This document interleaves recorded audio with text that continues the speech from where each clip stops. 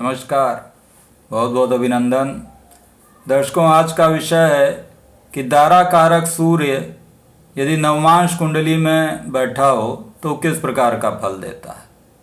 अब दारा कारक ग्रह, जैसा कि आपको पता है, वो होता है जो कि कुंडली में सबसे कम डिग्री पर होता है। यदि दारा कारक ग्रह सूर्य है तो जो आपका जीवन साथी होगा वो काफ़ी आत्मविश्वासी होगा, उसमें निर्णय लेने की काफ़ी अधिक क्षमता होगी। जो जीवन साथी होता है उसका स्टेटस काफ़ी अच्छा होता है, आत्मविश्वास काफ़ी बढ़ा हुआ होता है, स्वाभिमानी होता है। तो यदि सूर्य दारा कारक ग्रह है तो उसमें सबसे पहले हमको ये देखना पड़ेगा कि नवमांश कुंडली में वो किस भाव में बैठा है और किस राशि में बैठा है। उसके अनुसार दारा कारक सूर्य अपना फल देगा। तो सूर्य शुभ फल देगा या अशुभ फल देगा, ये निर्भर करेगा कि वो किस राशि में बैठा हुआ है, किन ग्रहों के द्वारा देखा जा रहा है। क्या वो अपने मित्र ग्रहों के द्वारा देखा जा रहा है या शत्रु ग्रहों के द्वारा देखा जा रहा है। यदि सूर्य मित्र ग्रहों के द्वारा देखा जा रहा हो, जैसे बृहस्पति के द्वारा यदि देखा जा रहा हो नवमांश कुंडली में, या मंगल के द्वारा देखा जा रहा हो, चंद्रमा के द्वारा देखा जा रहा हो, तब तो शुभ स्थिति होती है और वहाँ दारा कारक ग्रह यदि सूर्य है तो शुभ फल देगा। लेकिन यदि वो अपने शत्रु ग्रहों के द्वारा देखा जा रहा हो, जैसे शनि के द्वारा यदि देखा जा रहा हो या राहु के साथ बैठ जाए, तो वो अशुभ स्थिति होती है। इसके साथ ही राशि को भी देखना पड़ेगा कि सूर्य किस राशि में बैठा हुआ है। यदि वो उच्च का होकर बैठा है नवमांश कुंडली में, तब तो ये दिखाएगा कि जो आपका जीवन साथी है वो काफ़ी उच्च पद वाला होगा, स्वाभिमानी होगा, आत्मविश्वास उसका काफ़ी बढ़ा हुआ होगा और लीडरशिप क्वालिटी उसमें काफ़ी अधिक होगी। लेकिन यदि सूर्य नीच का हो गया, अर्थात यदि तुला राशि में बैठा हो नवमांश कुंडली में, तो वहाँ यदि सूर्य दारा कारक है तो वो ये दिखाएगा कि आपके जीवन साथी में आत्मविश्वास की कमी होगी, लीडरशिप क्वालिटी उसमें कम होगी। तो ये देखना आवश्यक है कि नवमांश कुंडली में सूर्य किस राशि में बैठा है। यदि वो अपनी स्वयं की राशि में बैठा हो, सिंह राशि में बैठा हो, या अपनी उच्च राशि मेष में बैठा हो, तब तो ये शुभ स्थिति होती है और ये दिखाता है कि जीवन साथी जो होगा वो काफ़ी अच्छे पद प्रतिष्ठा वाला होगा और उससे आपको सुख मिलेगा। लेकिन इसके विपरीत यदि सूर्य जो दारा कारक है वो नीच का होकर बैठ जाए, शत्रु राशि में बैठ जाए, तो वो अशुभ स्थिति होती है। वहाँ सूर्य के जो शुभ गुण हैं, अर्थात उच्च पद की प्राप्ति, स्वाभिमान का होना, प्रतिष्ठा को प्राप्त करना, इनमें कमी हो जाएगी। और इसके विपरीत जो अशुभ गुण उसमें हैं, जैसे अहंकार, अहम का होना, क्रोधी स्वभाव का होना, ये गुण उस व्यक्ति में ज़्यादा देखने को मिलेंगे। तो ये देखना आवश्यक है कि दारा कारक सूर्य कुंडली में किस राशि में बैठा हुआ है, इसके साथ ही किस भाव में बैठा है, इसको भी देखना आवश्यक है।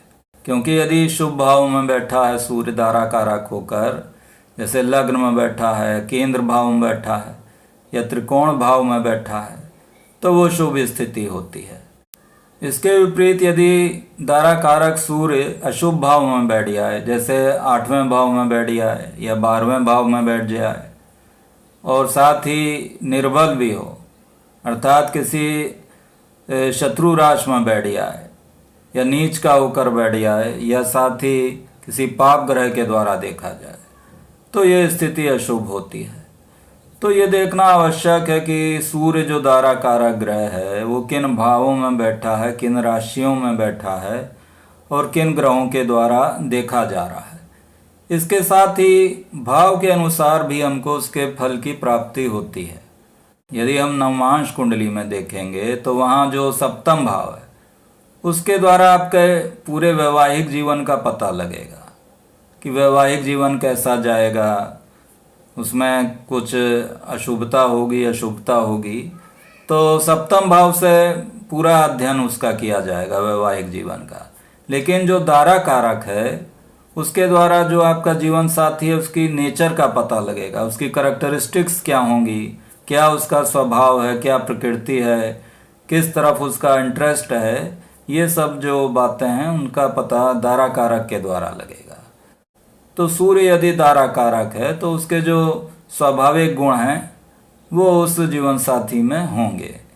अब ये निर्भर करता है कि सूर्य किस स्थिति में है, सूर्य किन भावों में बैठा है, किन राशियों में बैठा है। अब यदि सूर्य मान लीजिए कि लग्न में बैठा हो और लग्न में मेष राशि है, उच्च का होकर बैठा है, तो ये शुभ स्थिति हुई। जो आपका जीवन साथी है उच्च पद और उच्च प्रतिष्ठा वाला होगा, काफ़ी स्वाभिमानी होगा, आत्मविश्वास उसमें काफ़ी बढ़ा हुआ होगा। साथ ही जीवन साथी की आपसे जो बॉन्डिंग होगी वो काफ़ी अच्छी होगी, एक दूसरे में परस्पर काफ़ी प्रेम और सौहार्द होगा। इसी प्रकार सूर्य यदि दूसरे भाव में है तो ये दिखाता है कि जो आपका जीवन साथी होगा तो वो मनी माइंडेड हो सकता है, कुटुंब के प्रति समर्पित होगा, साथ ही वेल्थ क्रिएशन करने वाला होगा। तो ये सब निर्भर करता है कि जो दारा कारक सूर्य है वो किन भावों में बैठा है, तो उन भावों के अनुसार ही उसकी प्रकृति होगी और स्पाउस से संबंधित शुभ फल मिलेगा या शुभ फल मिलेगा ये भी निर्भर करेगा कि जो सूर्य है वो किन भावों में बैठा है, किन राशियों में बैठा है और किन ग्रहों के द्वारा देखा जा रहा है। अब मान लीजिए सूर्य यदि दारा कारक है और वो वृष राशि में बैठा हुआ है दूसरे भाव में और साथ में उसके राहु बैठ गया है या शनि बैठ गया है, तो ये स्थिति शुभ नहीं होगी। इसमें सूर्य यहाँ पर वृष राशि में बैठा होगा दूसरे भाव में, तो वृष राशि तो उसकी शत्रु राशि हो गई। साथ ही राहु के द्वारा या शनि के द्वारा पीड़ित होने पर सूर्य निर्बल भी हो जाएगा। तो ऐसा जो जीवन साथी है परेशान रहेगा, दुखी रहेगा और हैप्पीनेस की उसमें कमी होगी, चिड़चिड़ा स्वभाव का हो सकता है। चूँकि दूसरा भाव धन का है तो धन को कमाने में उसको परेशानी हो सकती है। उसका ये ध्येय तो रहेगा कि हम अपनी आर्थिक स्थिति को अच्छा बना लें, लेकिन चूंकि पीड़ित है और शत्रु राशि में बैठा हो तो वहाँ पर धन कमाने में उसको परेशानी हो सकती है, उसके लिए उसको संघर्ष करना पड़ेगा।